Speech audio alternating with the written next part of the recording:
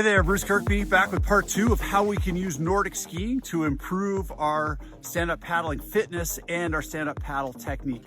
So one of the things that really sets apart the stand-up paddleboard stroke is the fact that the hips explode backwards as we compress, and then they explode forwards again on the exit.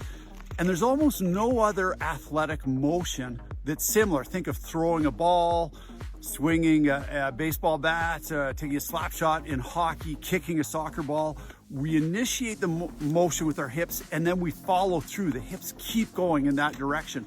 Paddling requires us to fire the hips in one direction and right in the middle at full load, return them very explosively back to our setup position. The only motion that I found that replicates this in a way are some of the other Nordic ski techniques. Now, double poling that we talked about yesterday is just a compression, but in classic, we compress onto one arm and then we kick off with the leg. So we compress and then extend the hips.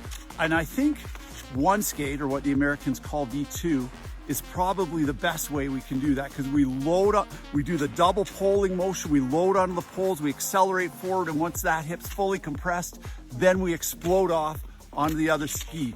So both of those, classic diagonal striding, the one skate in skating, is a compression and then an extension. It's part hip hinge, it's part squat pattern, but we're lowering the center of mass and then exploding forwards.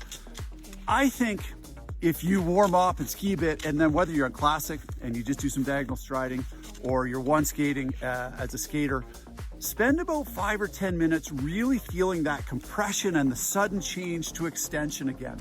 And I think that will pay big dividends once you're back on the water, because that change in hip direction in the midst of the loading of the paddle blade is so crucial, and Nordic skiing is a good way you can practice that.